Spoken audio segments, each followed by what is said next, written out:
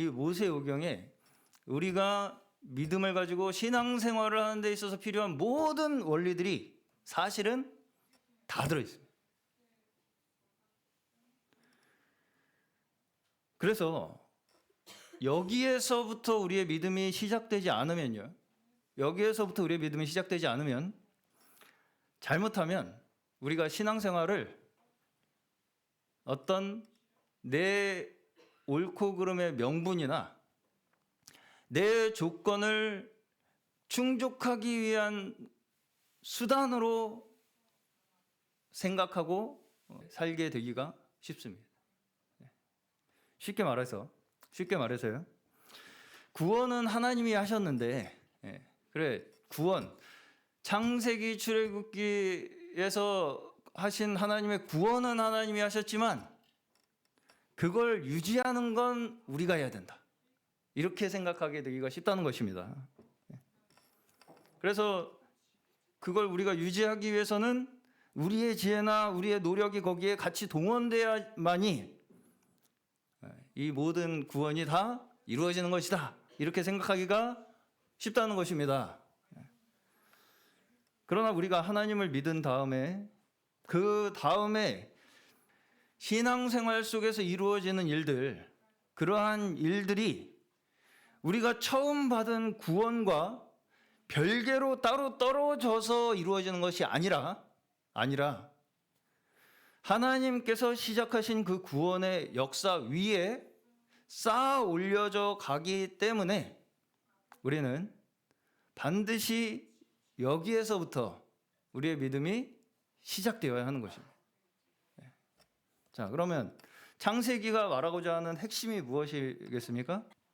창세기에서 가장 중요한 인물 누구예요? 창세기의 주인공 아브라함. 신약에서도 믿음에 대해서 설명할 때, 믿음의 원리에 대해서 설명할 때 반드시 빠지지 않고 등장하는 인물이 아브라함이에요. 그리고 이제 나머지 출애굽기에서부터 신명기까지는 누구 이야기예요? 모세 이야기죠. 그러니까 사실은 창세기 출애굽기는 딱 두 인물로 요약이 됩니다. 아브라함, 모세. 그리고 이 5권의 책을 누가 썼다고요? 모세가 썼죠. 모세가 썼어요. 창세기는 아브라함이 쓰고 출애굽기는 모세가 쓰고 그러지 않고 모두 다 모세가 썼습니다.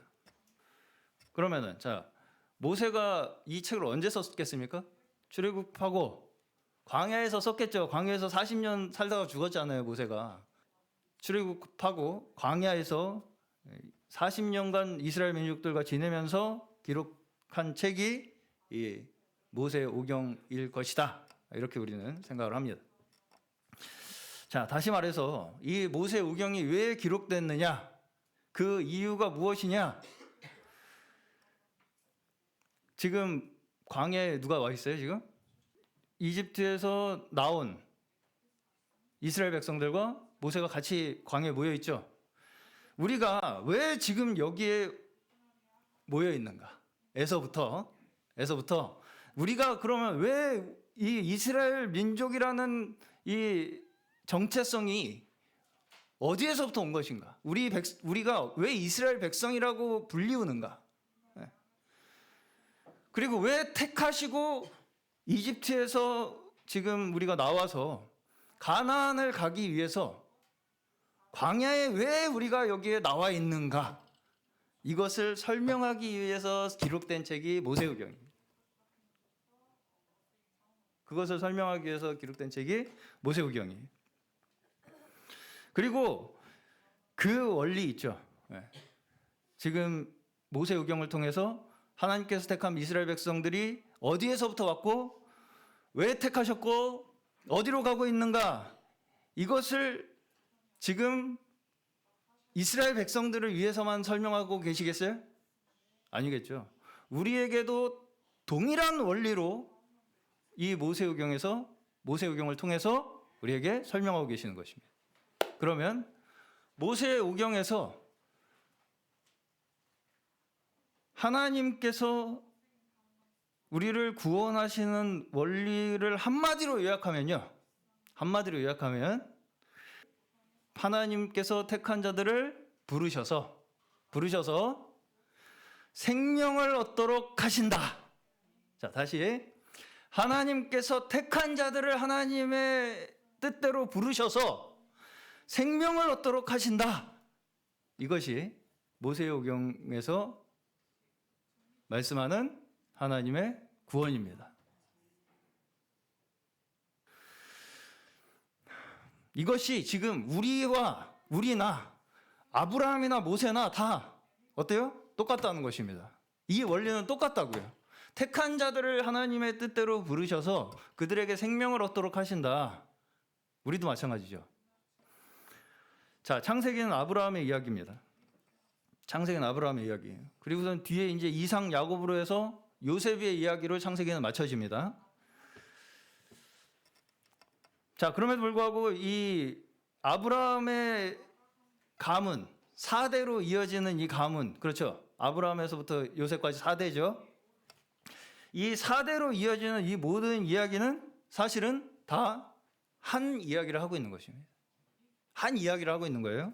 그 핵심이 뭐냐? 그 핵심이 뭐냐면 완전히 타락해서 인간이 무슨 사건이 있었어요? 홍수 사건이 있었죠. 거기서 하나님께서 우리를 생명을 거기서 완전히 끊어내지 아니하시고 우리의 생명을 이어가시겠다고 하시는 그 약속의 증거가 뭐였어요? 노아. 네. 그래서 우리를 통해서 한 사람의 새 생명이 태어나는 것이 하나님의 약속으로 믿는 것입니다. 네. 아이를 볼 때 우리는 하나님께서 우리와 함께 하심을 믿게 되는 거예요. 그렇기 때문에 거기에서부터 시작하는 것입니다. 우리의 믿음이라는 것이. 자, 아브라함이 택함 받은 이유가 아브라함에게 있습니까? 아브라함이 택함 받은 이유는 아브라함에게 있지 않습니다.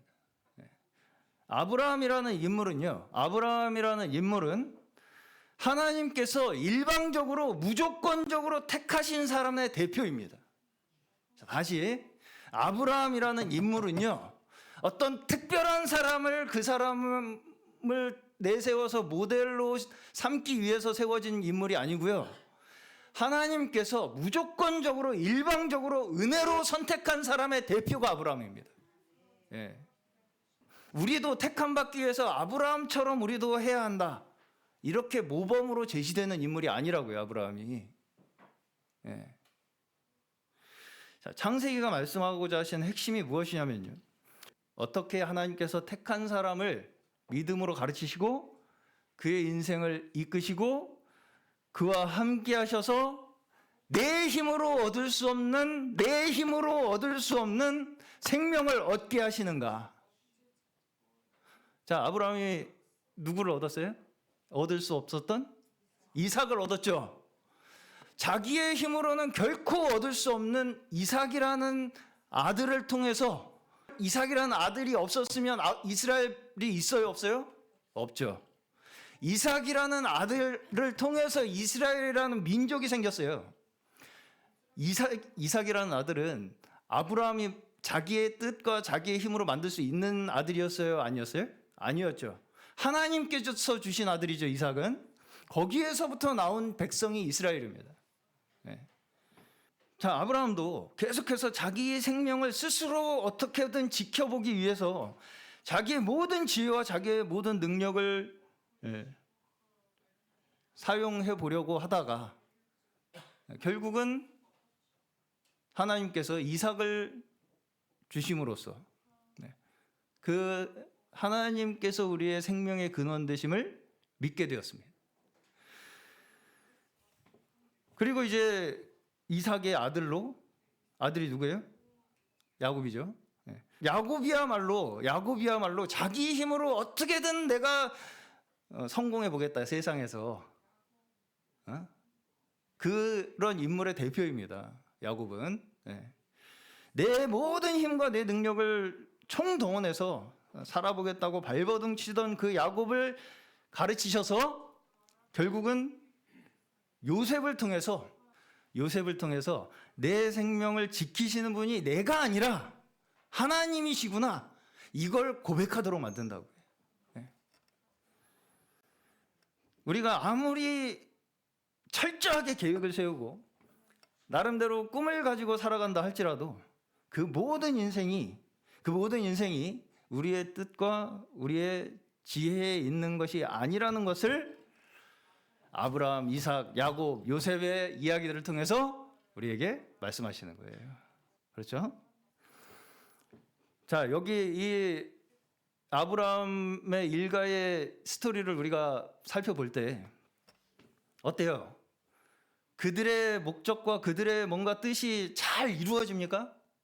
전혀 그렇지 않습니다. 오히려 자신의 계획과 자신의 꿈이 무너지는 것 같은 경험을 계속 하게 됩니다. 그렇죠? 네. 그러한 때에도 결국은 고백하게 되는 게 뭐예요? 하나님께서 그러한 때에도 우리의 꿈이 무너지고 우리의 계획이 실패하는 것 같은 그러한 때에도 하나님께서 여전히 우리와 함께 일하시고 계심을 고백하게 만드시는 거예요. 네. 결국 우리의 믿음의 고백을 우리의 인생을 통해서 얻어내심으로 말미암아 그 고백이 세상 가운데 전파되도록 하시는 것입니다. 그래서 그 믿음이 우리로 말미암아 우리의 고백으로 말미암아 믿음의 고백으로 말미암아 이어지도록 하신다는 것이 이 창세기의 이야기의 주제예요. 요한복음 말씀을 좀 함께 잠시 보겠습니다. 요한복음 1장 1절에서 5절 말씀입니다. 요한복음 1장 1절에서 5절. 자, 요한복음이 시작하는 1장에서부터 뭘 우리에게 설명을 하고 계시냐면 예수께서 세상에 오셔야만 하셨던 그 이유를 설명합니다. 왜 예수님이 이 세상에 오셔야만 하셨는가에 대한 이유를 설명하는 것이 이 요한복음 1장이에요. 왜 예수님께서 이 세상에 오셔야만 하셨냐면요. 이 세상에 빛이 없었기 때문이라는 거예요. 예수께서 세상에 오심으로 말미암아 그제서야 참빛이 세상에 있게 되었다. 이렇게 말씀을 하고 계시죠. 자, 그 말을 우리가 뒤집어서 얘기하면 우리가 스스로 빛을 만들어낼 수 있다 없다? 없다. 우리 스스로 빛을 깨달을 수조차 없는 자들이라고요. 우리가 원래 빛을 깨달을 수조차 없어요. 우리가 빛이 오실 것을 우리가 준비를 할 수 있는 사람조차 아니라고요. 자, 1절에서부터 태초에 말씀이 계셨다. 근데 그 말씀으로 만물이 지어졌다. 이렇게 말씀을 하십니다. 그렇죠? 그런데 그 만물을 지으신 말씀이 뭐라고요? 생명이라고 말씀하십니다. 4절에 그 안에 생명이 있었으니 이 생명은 사람들의 빛이라. 다시 말해서 한마디로 요약을 하면 이 세상 모든 만물이 뭐에 의해서 지어졌다고요? 하나님의 생명에 의해서 지어졌다는 거예요. 이 세상 모든 만물이 하나님의 생명에 의해서 지어졌다는 것입니다. 자, 우리가 지금 현대로 오면서 어떤 생각을 우리가 가지고 살아가고 있냐면요. 자, 여기에서 지금 제외되는 분은 아마 아무도 안 계실 겁니다. 우리가 지금 가지고 있는 생각, 사고방식 잘 생각해 보세요. 세상의 원리를요,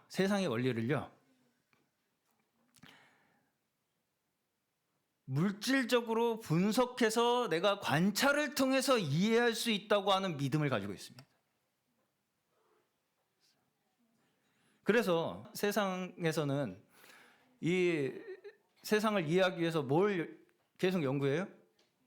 양성자, 중성자까지 분해를 해서 쪼개서 분석하다 보면 세상이 어떤 원리로 돌아가는지 우리가 다 이해할 수 있을 것이라고 믿으면서 열심히 연구를 하고 있죠.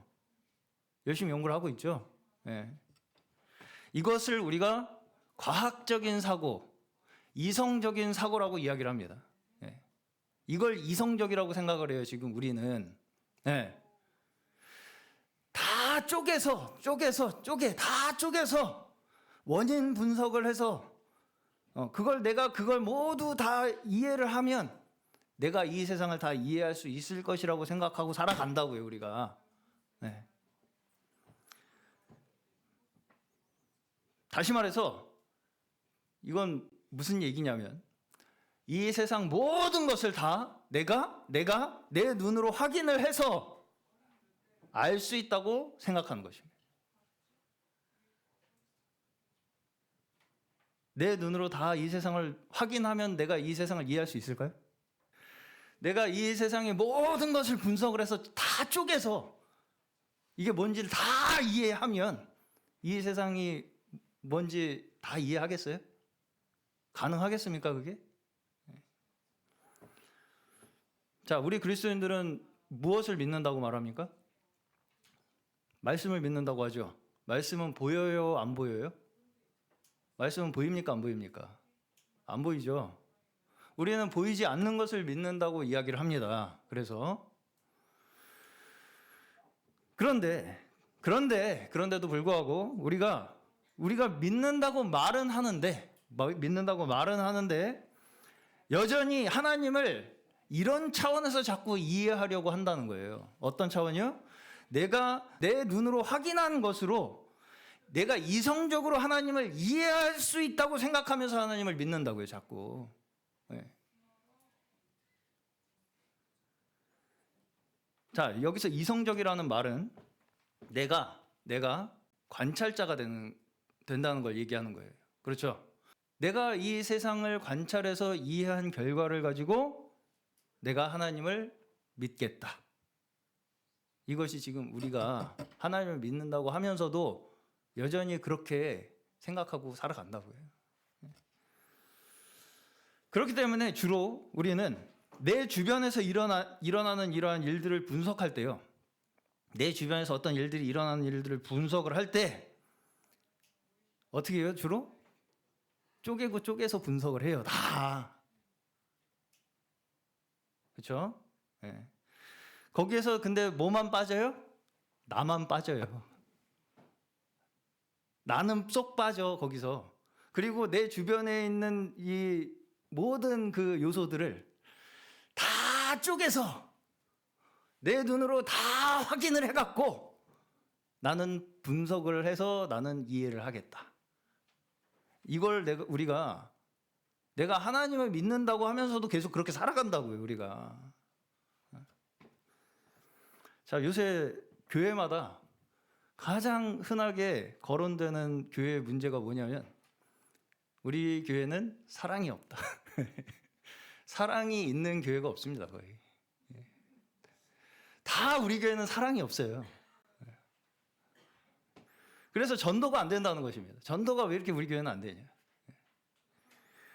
그래서 이제 전도가 왜 안 되느냐, 이 원인으로 거론되는 것이 이제 우리 교회가 사랑이 없어서, 목사님 설교가 은혜가 안 돼서, 감동이 없어서, 뭐 이런 것들이 이제 주로 나오는 원인 분석들입니다. 자, 이걸 조금 더 확장을 해보면 왜 우리 한국 교회는 왜 이 모양 이 꼴이냐, 이런 이제 원인 분석들을 해요. 분석들을 내놓습니다, 저마다. 자, 물론 그 분석이 맞을 수도 있고 틀릴 수도 있습니다. 교회에 사랑이 있어야 되는 건 당연한 일이죠. 네. 그런데 그 이야기를 들을 때마다 왜 우리의 마음 한구석은 뭔가 모르게 싸해질까요? 기분이 좋습니까? 우리 교회는 사랑이 없어. 그럼 갑자기 사랑이 생깁니까? 그때부터? 우리 교회의 문제를 분석을 하면 그때부터 그 원인이 해결이 돼요? 왜 우리 교회는 사랑이 없어? 그러면 갑자기 그때부터 사랑이 막 샘솟습니까? 그렇지 않죠? 않죠? 네. 왜 그 말을 들을 때 우리의 마음이 가슴에 한편이 좀 쌓여지냐면요, 그 분석에서 항상 뭐가 빠져 있어요? 분석자는 빠져 있어요. 그 원인을 분석하는 그 당사자는 거기에 빠져 있다고요. 나는 제외하고 사랑이 없는 거예요.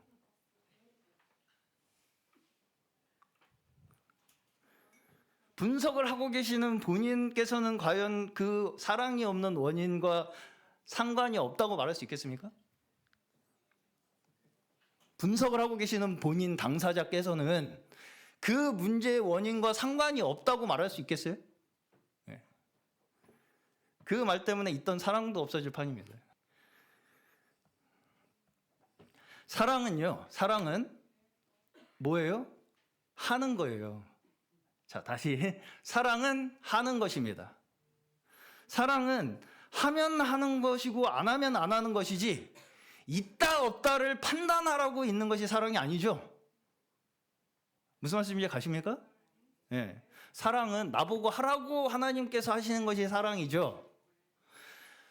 여기에 사랑이 있는 거 없는 거를 나한테 판단하라고 하시는 것이 사랑이 아니죠.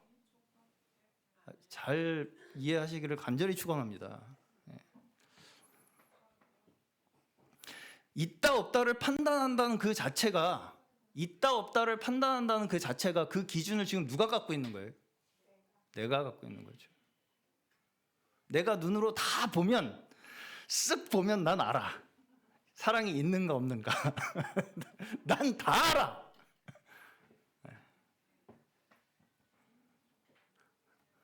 지난주에 제가 이런 말씀을 드린 바가 있습니다. 과연 하나님께서 천국을 만드실 때 내 주변의 환경을 천국으로 만드시겠습니까? 나를 천국으로 만드시겠습니까? 자, 다시. 하나님께서 천국을 만드실 때 나를 뺀 주변 환경을 천국으로 만들어 주시겠어요? 나를 천국으로 만들어 주시겠어요? 머리로는 알겠는데 이게 가슴으로는 이해 납득이 잘 안 되죠. 받아들여지지가 않죠. 자, 우리는 하나님께서 우리를 택하셔서 구원하셨다고 하는 그 증거를 어디서 자꾸 찾아요? 내 주변의 환경에서 자꾸 찾는다고요. 내가 믿었으니까 이제부터 내 주변을 천국으로 만들어 주셔야 될 거 아닙니까, 하나님? 네. 그래야지 내가 믿든지 말든지 하죠. 뭘 보고 믿으라는 거예요, 지금 하나님? 아무것도 해결되는 것도 없고 지금 모세도 마찬가지입니다. 명령을 받아서 갔더니만 더 고생을 해요, 지금 이스라엘 백성들이. 5장에서 보시면. 네.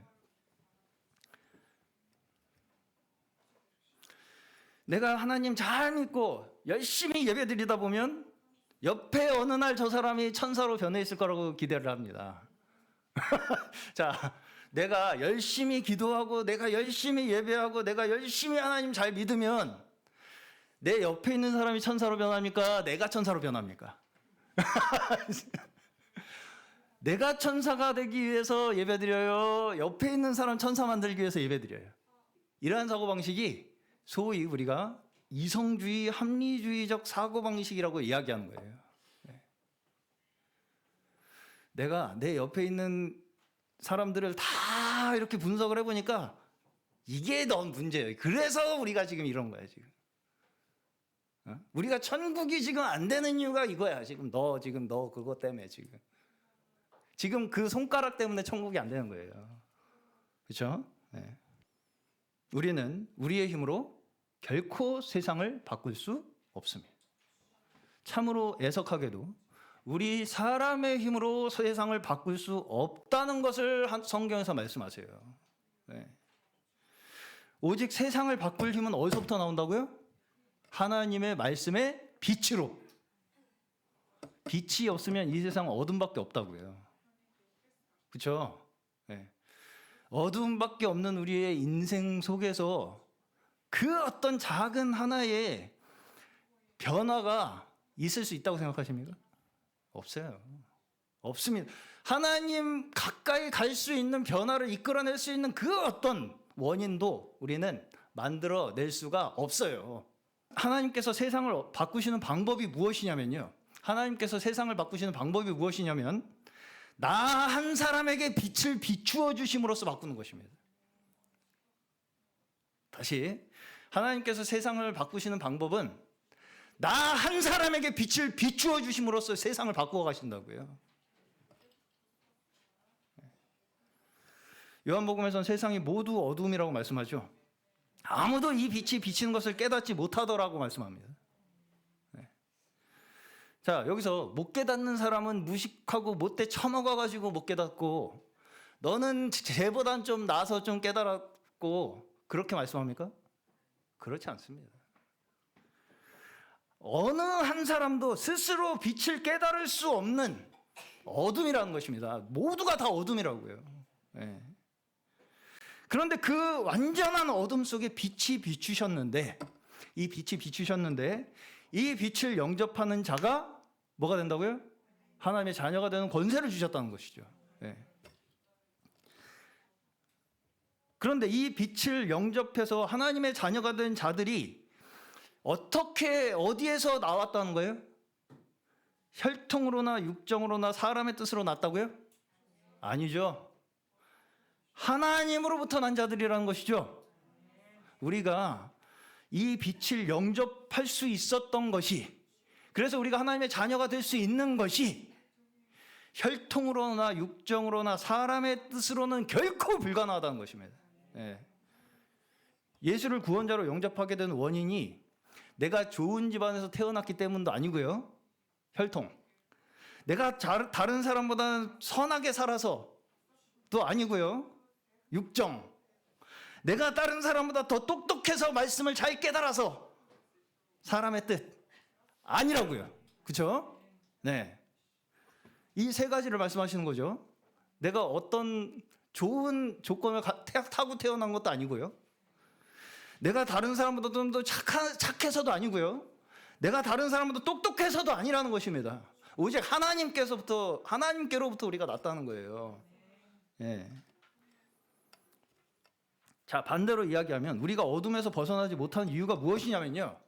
자꾸 우리는 내 혈통과 내 육정과 내 뜻으로 다른 사람보다 더 나은 조건을 내가 만들려고 하기 때문에 어둠에서 못 벗어난다는 거예요. 다른 사람보다 더 내가 구원받아야 할 만한 눈에 보이는 이유를 내가 만들어내기 위해서요. 혈통과 육정과 내 뜻을 총동원하기 때문에 어둠에서 못 벗어난다는 것입니다. 자, 내가 더 나은 자격을 가졌다는 것은 곧 뭘 원하는 거예요? 이 세상이 내 중심으로 돌아가기를 원하는 거예요. 한마디로. 네.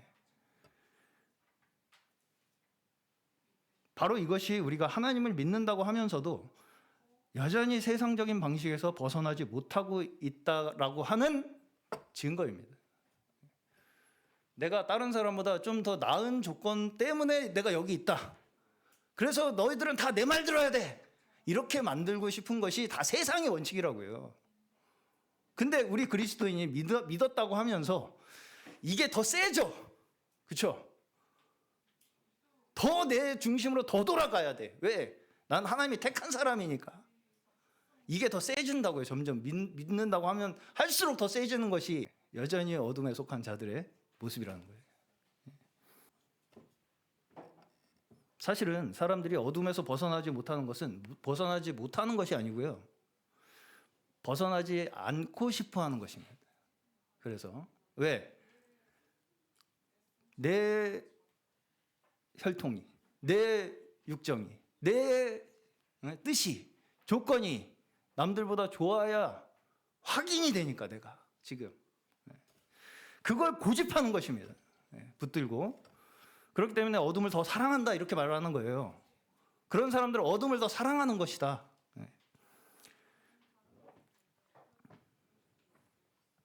자, 우리가 하나님의 자녀가 되는 권세 정도 받았으면, 우리가 하나님의 자녀가 되는 권세라는 게 뭐겠어요? 하나님의 자녀가 되는 권세를 받았다. 그러면은 비가 와도 내 머리만 안 젖고, 갑자기 꿈에서 오늘 동쪽으로 가면 큰일 나니까 가지 마라. 그래서 사고 피하고, 뭔가 큰 결정을 해야 될 때 하늘에서 갑자기 구름이 엄지척 이렇게 모양이 나와가지고, 그런 식으로 세상이 뭔가 내 편을 들어주는 것으로 생각을 한다는 것입니다. 구원을 받았다는 증거를요, 우리는 그런 식으로 생각을 자꾸 하려고 한다고요. 자, 그러나 우리가 하나님의 자녀가 되는 권세를 받았다는 것은 세상이 내 편을 들게 되는 것이 아닙니다. 성경에서는요, 우리가 믿음을 가지고 하나님의 자녀가 되면 오히려 세상이 우리를 미워할 거라고 얘기를 해요. 참으로 애석하게도. 그러면 우리가 받은 권세가 무엇입니까? 우리가 받은 권세가 뭐라고 생각하십니까? 우리가 받은 권세는요, 우리가 하나님 편을 들 수 있게 된 것을 우리가 받은 권세라고 얘기하는 거예요. 우리가 하나님 편을 들 수 있게 된 거. 그게 무슨 권세냐? 내가 하나님 편 드는 건 내가 하나님한테 권세를 드리는 거지 내가 무슨 권세를 받은 거냐? 이렇게 생각이 드시겠죠? 하나님 편을 들 수 있게 된 게 권세라고 생각하십니까? 하나님 편을 내가 들 수 있게 된 게 권세라고 생각하세요? 아멘. 네. 어떻게 우리가 하나님 편을 들 수 있게 됐어요? 어둠 속에 하나님께서 빛을 비추어 주셨기 때문에, 우리가 그 빛을 보았기 때문에 우리는 하나님 편을 들지 않을 수가 없게 된 사람들이에요. 네. 그것이 우리가 하나님 편을 그럼에도 불구하고 들 수밖에 없는 것이 우리가 빛을 본 증거입니다. 네. 뭐가 증거라고요? 눈앞에서 우리를 매일 붙들고 늘어지는 그 세상의 그 권세, 심지어 세상이 내 편이 아닌 것 같다 할지라도 끝까지 우리는 하나님 편을 들 수밖에 없는 그 우리의 인생 그 자체가 빛을 본 증거라는 거예요. 우리가 내가 뭘 막 열심히 해가지고가 아니고요. 하나님께서 나에게 빛을 비추어 주셨기 때문에 나는 어쩔 수 없이 하나님 편을 들 수밖에 없게 된 그 자체가 우리가 빛을 본 증거라는 것입니다. 왜 자꾸 우리가 세상이 내 편이 되기를 바랍니까? 왜 세상이 자꾸 내 편을 들어주길 바래요? 내 위주로 이 세상이 돌아가길 바랍니까? 자꾸. 왜? 이 세상의 가치가 내 눈에 더 크게 보이기 때문입니다. 한마디로. 네. 사실상 우리 앞에 놓인 믿음의 전쟁은 여기 있습니다. 세상이 내 편이 되길 바라는가? 아니면 내가 하나님 편을 들 것인가? 여기에 있어요. 우리의 믿음의 전쟁은. 세상이 내 편이 될 때까지 내가 세상과 싸울 것인가? 아니면 세상이 나를 미워하고 나를 죽인다 할지라도 나는 끝까지 하나님 편을 들 것인가? 예, 우리의 믿음의 싸움이 있다고요. 그러면 우리는 어떻게 이 싸움에서 이길 수 있어요?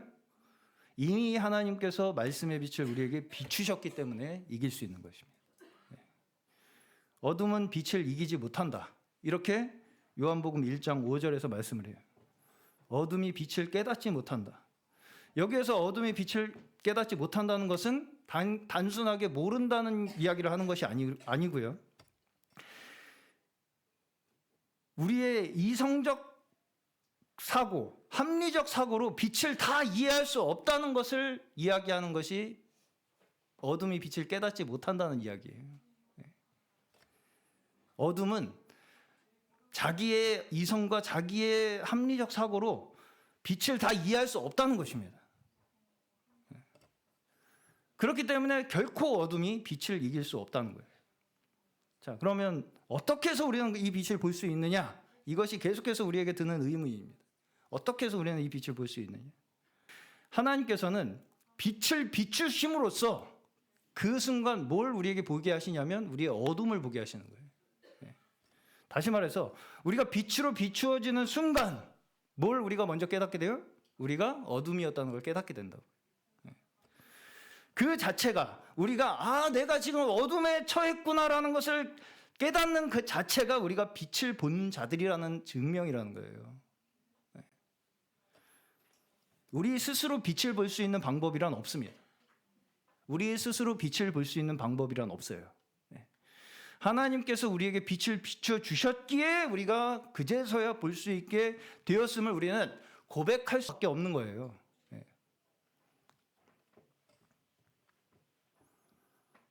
그 빛이 무엇이라고요? 먼저는 우리가 이제까지 살아오던 방식, 어떤 방식입니까? 내 생명도 내 거라고 생각하고 생명을 유지하는 것도 내 합리적인 이성과 내 합리적인 생각으로 잘 이해하고 분석해서 살 수 있다고 생각하던 그 모든 것이 사실은 어둠이었다는 것을 보게 되는 것. 그것이 빛입니다. 그리고 그와 동시에 우리의 생명이 하나님께로부터 왔으며 내 생명을 보존하신 분도 하나님이시요 자손 대대로 이어질 생명의 축복을 허락하시는 분도 하나님이심을 믿는 믿음이 바로 하나님께서 우리에게 비추시는 생명의 빛입니다.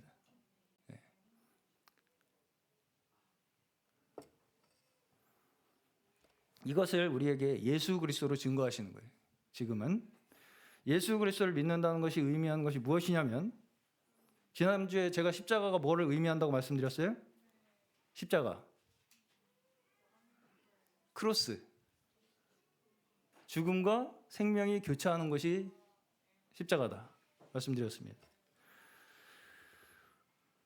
십자가에서 우리는 먼저 저주받은 우리의 운명을 보게 되는 거예요. 그래서 우리가 다 죽을 수밖에 없는 그 십자가에 죽어야 할 사람들이 바로 우리였구나를 먼저 보게 됨으로써, 그와 동시에 그렇게 우리가 저주받아 죽어 없어져도 할 말이 없는 그 인생임에도 불구하고 지금 내가 여기에 살아 숨쉬고 있다는 것을 깨닫게 되고, 지금 이 자리에 내가 서 있을 수 있다는 것을 하나님 앞에 감사드림으로써 우리를 이처럼 사랑하사 아무도 멸망하지 않기를 원하시며 끝까지 그 구원의 손을 놓지 아니하시는 하나님 앞에 나아가게 되는 것입니다. 이것이 창세기에서부터 지금까지 변함없이 택하신 자들을 통해서 끊임없이 일하시는 신실하신 하나님의 구원의 역사인 줄로 믿습니다. 지금 내가 멸망받아서 흔적도 없이 사라져도 우리는 할 말이 없는 자들이에요. 그러한 인생 속에 그럼에도 불구하고 우리를 계속 우리에게 생명을 허락하시고 이 자리에 우리가 서 있을 수 있도록 하시는 것이 하나님의 은혜라고요. 그 은혜를 바라보게 하시는 것입니다. 이것이 지금 출애굽기에서도 마찬가지로 모세에게도 요구되고 있는 믿음입니다. 세상은 결코 우리에게 협조적이지 않아요. 그걸 기대하지 마십시오. 협조적이지 않습니다. 더 우리를 압박하고 더 우리를 고생시키려고 준비하고 있습니다. 그러한 어둠 속에서, 세상의 어둠 속에서 모세는 빛을 본 자로 하나님께서 나타나도록 지금 이끄시고 계시는 거예요. 그럼 반대로 바로는 스스로 자기의 뜻으로 더 깊은 어둠으로 걸어 들어가고 있는 것입니다. 이걸 대조해서 보여주시는 거예요. 어떤 자가 빛을 본 자로서 그 세상의 압박 속에서도 끝까지 견디고 증거하며 살아나가느냐, 어떤 자가 자기의 고집을 끝까지 꺾지 아니하고 스스로 그 어둠으로 걸어 들어가느냐. 오늘 우리 또한 모세와 같이 어둠 속의 빛으로 증거되도록 부르신 자들인 줄로 믿으시기를 축원합니다. 어둠 속에서 빛으로 증거되도록 우리를 한 사람 한 사람 그 부르신 자리에 세우신 거예요. 오늘 저희 모두가 이 영광된 하나님의 부르심에 끝까지 순종하며 세상 가운데 빛을 증거하시는 충성된 증인 되시기를 주의 이름으로 축원합니다.